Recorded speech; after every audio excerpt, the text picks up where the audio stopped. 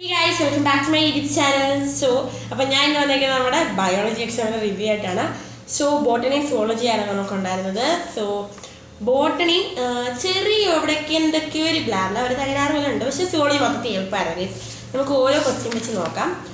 So നമ്മുടെ ബോട്ടണിയുടെ first 1 mark questions എന്ന് പറയുമ്പം നമ്മുടെ ഇതൊന്നും വലിയ പ്രശ്നമായിരുന്നു. കുറേ എക്സ്പെക്ട് ചെയ്യാത്ത ചോദ്യങ്ങളൊക്കെ വന്നിട്ടുണ്ട്. എല്ലാം ഒരു പ്രത്യേക രീതിയിൽ എൻ്റെ ഒരു പാറ്റേൺ മാറി എനിക്ക് തോന്നിയിട്ടുണ്ട്. പക്ഷേ ബോട്ടണി എളുപ്പമാണെന്ന് ചോദിച്ചാൽ എളുപ്പമാണെന്ന് വെച്ചിട്ട് പക്ഷേ ചില ക്വസ്റ്റ്യനിൽ എന്തോ ഒരു ബ്ലാ ഉണ്ട്. പക്ഷെ നമ്മൾ നല്ല വായിച്ചു നോക്കിയാൽ മനസ്സിലായി എഴുതാൻ പറ്റുന്നുണ്ട്. അതുകൊണ്ട് നമുക്കൊരു ഇത് തോന്നുന്നുണ്ട്. സുവോളജി അങ്ങനെയല്ലായിരുന്നു. സുവോളജി നല്ല എളുപ്പമായിരുന്നു ഞാൻ നോക്കിയിട്ട്. പിന്നെ റെഡ് ടൈഡിനെ കുറിച്ചിട്ട് ചോദിച്ചാൽ അതൊക്കെ നല്ല ക്വസ്റ്റ്യൻ ആണ്. ഞാൻ ഗോണിയോളിക്സ് സ്പെല്ലിംഗ് പെട്ടെന്ന് മറന്നു. പിന്നെ ഞാൻ ആലോചിച്ചൊക്കെ എഴുതി. പിന്നെ ഹെറ്ററോസ്പോറി ഇത് ഞാൻ എക്സാമിന് കയറുന്നതിന് വായിച്ചു നോക്കിയിട്ട് പോയ സാധനമാണ് ഹെറ്ററോസ്പോറി. പിന്നെ വാസ്കുലർ ബണ്ടിൽസ് ഇത് ഞാൻ ആദ്യം ഇവരുടെ ജനറൽ ആയിട്ടുള്ള ഫീച്ചേഴ്സ് എഴുതിയത്. അപ്പോൾ എങ്ങനെ നോക്കിയപ്പോൾ വാസ്കുലർ ബണ്ടിൽസിൻ്റെ ഡിഫറൻസ് പിന്നെ ഞാൻ അങ്ങോട്ട് മാറ്റി അങ്ങോട്ട് എത്തി. പക്ഷേ ഞാൻ എത്ര എൻ്റെ പേപ്പറിൽ ഒരു വെട്ടിൽ മാറ്റം നോക്കിയാൽ എപ്പോഴും ഒരു വെട്ട് കാണും നിർബന്ധം. പിന്നെ ബുള്ളിഫോം ചിപ്സ് ഇതെനിക്ക് ഉറപ്പായിരുന്നു ചോദിക്കുന്നത്. കാരണം കഴിഞ്ഞ എക്സാമിന് ക്രിസ്മസിൻ്റെ എക്സാമിന് അതിന് യൂസ് ചോദിച്ചത് നമ്മുടെ ഈ മോഡലിനെ അതെങ്ങനെ ഇതാക്കുന്നത് ചോദിച്ചു. ഇത്തവണ ഡെഫിനിഷനും ഫംഗ്ഷനും എല്ലാം ഒരുമിച്ച് ചോദിച്ചു. പിന്നെ ക്ലോറോപ്ലാസ്റ്റ് ഇത് ഷ്യൂർ ക്വസ്റ്റ്യൻ ആണെന്ന് അറിയാമായിരുന്നു. ക്ലോറോപ്ലാസ്റ്റിൻ്റെ ക്വസ്റ്റ്യൻ ചോദിച്ചായിരുന്നു.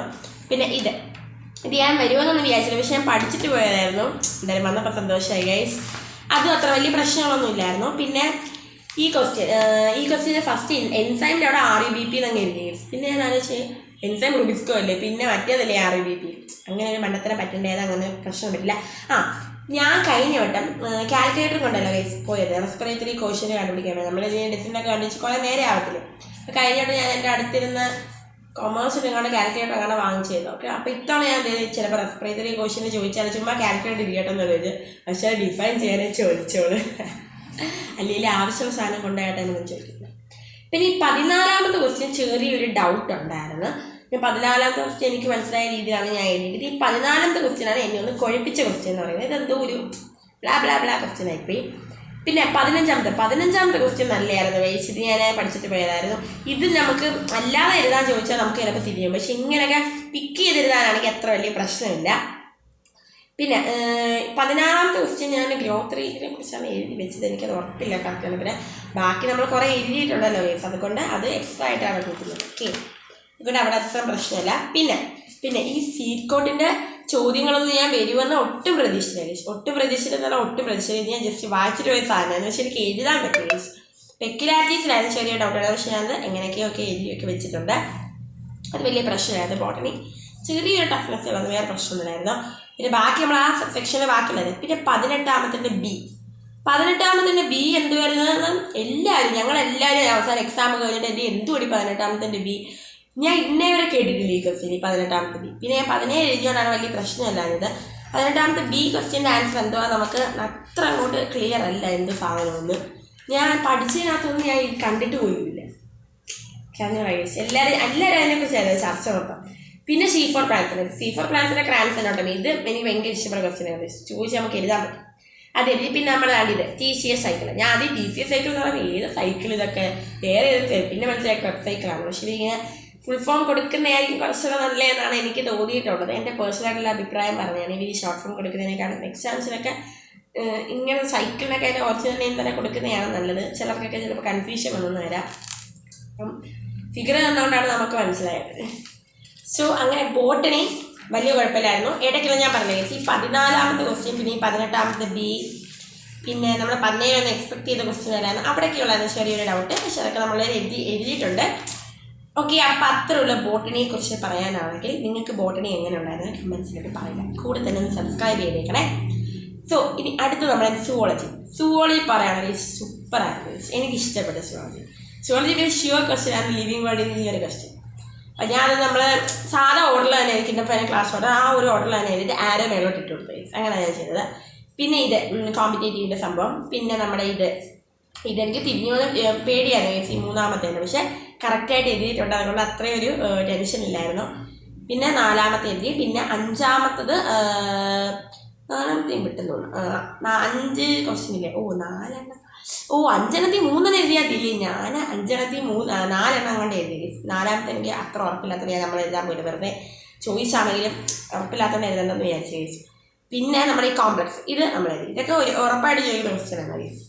സോ പിന്നെ നമ്മുടെ ഇത് ഈ നോട്ടോക്കോഡിൻ്റെ ഈ ചിത്രം, നോട്ടോക്കോഡിൻ്റെ മറ്റേ കോർഡിനേറ്റഡ് ഇത് നല്ലതായിരുന്നു. ഞാനില്ലേ ഗൈസ്, എല്ലാവരും പറയുന്നത് ഇതോ ഒരു +2 എക്സാമിനേഷനാണ് എന്തോത്തിനാന്ന് പറയുന്നത്, ഭയങ്കരമായിട്ട് ഡയഗ്രാംസ് ഒക്കെ കൊടുത്തതിൻ്റെ കാര്യമൊക്കെ പറഞ്ഞു. അപ്പോൾ ഞാൻ അപ്പം തന്നെ രാവിലെ എണീറ്റിരുന്ന ഗൈസ് ടെക്സ്റ്റ് ബുക്കിലെ ഡയഗ്രാംസ് മൊത്തം ഒന്ന് നോക്കി വെച്ച്, ജസ്റ്റ് ഒന്ന് നോക്കി വെച്ചിട്ട് ചിലപ്പോൾ ഈ ഡയഗ്രാംസ് വെച്ചിട്ട് എഴുതാൻ പറ്റില്ല, പ്രശ്നമില്ല.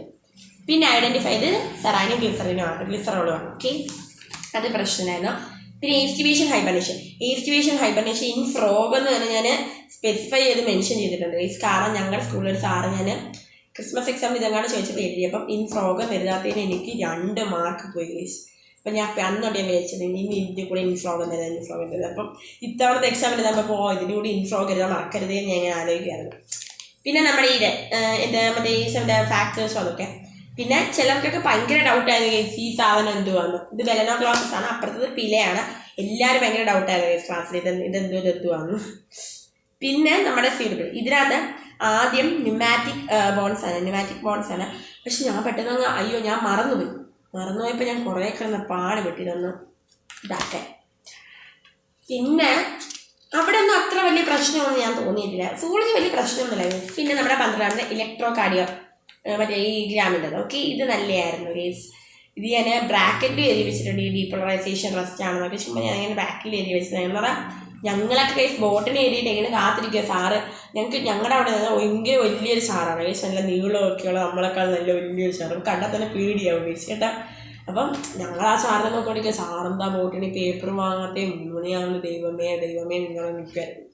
കാരണം ബോറടിക്കാതെ. കാരണം മറ്റേന്ന് പറഞ്ഞാൽ ഞാൻ പറയാം ഗൈസ്, സ്കൂളിലെന്ന് വെച്ചാൽ ബോട്ടിന് എഴുതി കഴിഞ്ഞാൽ മിസ്സ് പറയും സുവോളജി ഞാൻ പറയാതെ എഴുതരുത്. ഞാൻ ആ ടൈം അവരെ സുവോളജി പാതിയായി കാണും.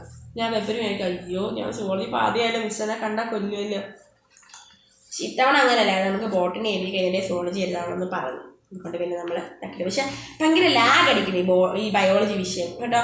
നമ്മൾ ഈ എഴുതാൻ ചെറിയ സമയം മതി, പക്ഷെ ഭയങ്കര ലാഗ് അടിക്കുന്നവരെ നമുക്ക് തോന്നുന്നു ഭയങ്കര രീതിക്ക്. പിന്നെ നമ്മുടെ ഈ ബേസ് ടെസ്റ്റ് ഇതിനകത്ത് ഞാൻ ആദ്യം സാർക്കുലമ്മ എന്നാണ് എഴുതി വെച്ചത്. പിന്നെ എനിക്ക് മനസ്സിലായി മറ്റേതാണെന്ന് ഞാൻ എഴുതി വെച്ച്.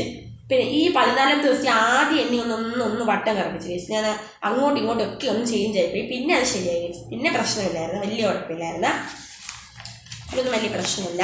ഞാൻ പറയാം സ്കൂളിലേക്ക് നമ്മളെ അങ്ങോട്ട് ഒരു ഇതാക്കില്ല. എല്ലാത്തവണ ഈ ബോട്ടണിയാണ് മനുഷ്യന്മാരിട്ട് അങ്ങ് കറപ്പില്ലേ കഴിച്ചു. പിന്നെ അടുത്ത റീനൽ കാൽക്കുലേഷൻ സംഭവം ഇതൊക്കെ നമ്മൾ എഴുതി. ഇതിനകത്ത് നമുക്കറിയാമല്ലോ ഇതാണ്. ഞാൻ ആൻസർ പറയുന്നില്ല, ഓൾറെഡി ഞാൻ കുറേ ആൻസർ പറഞ്ഞു കഴിച്ചു, അങ്ങനെ പറയുന്നില്ലെന്ന് പറഞ്ഞു. പിന്നെ എൻഡോക്രൈൻ ഗ്ലാൻസ് ഇത് ഞാൻ ടെക്സ്റ്റ് ബുക്കിൽ നോക്കിയിട്ട് പോയ സംഭവമായിരുന്നു. പിന്നെ നമ്മുടെ name the parts of the brain which controls following activity. ഇതൊക്കെ നമുക്ക് ഓൾറെഡി 10ാം ക്ലാസ് പഠിച്ചുകൊണ്ട് അതൊന്നും വലിയ നമുക്ക് പ്രശ്നമുള്ള ക്വസ്റ്റ്യൻസ് അല്ല. പിന്നെ അടുത്തതെന്ന് പറയുമ്പോൾ നമ്മുടെ ഈ സംഭവം മറ്റേ യൂറിൻ ഫോർമേഷൻ അതൊന്നും വലിയ പ്രശ്നമില്ലായിരുന്നു കേട്ടോ, നല്ലതായിരുന്നു. പിന്നെ ഇൻസ്പിറേഷൻ ഞാൻ ആദ്യം ടേബിൾ അങ്ങ് വായിച്ചാൽ പിന്നെ ഞാൻ ഇൻസ്പിറേഷൻ ബി എന്ന് പറഞ്ഞിട്ട് അങ്ങ് എഴുതി വെച്ചത്. ടേബിൾ ചുമ്മാ ബോറടിക്കുന്നവരെ വരയ്ക്കാന്ന് വെച്ചു. പിന്നെ എനിക്കൊരു മടി. അപ്പം പിന്നെ എന്താ എഴുതി എയും ബി എന്നല്ല ഓപ്ഷൻസ് വന്നിങ്ങനെ ഞാൻ A B എന്ന് എടുത്ത് എഴുതി. പിന്നെ ബ്ലഡ് ട്രാൻസ്പോർട്ടിൻ്റെ മറ്റേ 2 പ്രോസസ്സ് ഉണ്ടെന്ന് അതും എഴുതി. ഞാൻ വേറെ എന്തുകൊണ്ടായിരുന്നു ഫസ്റ്റ് എഴുതാൻ പറ്റുന്നത്.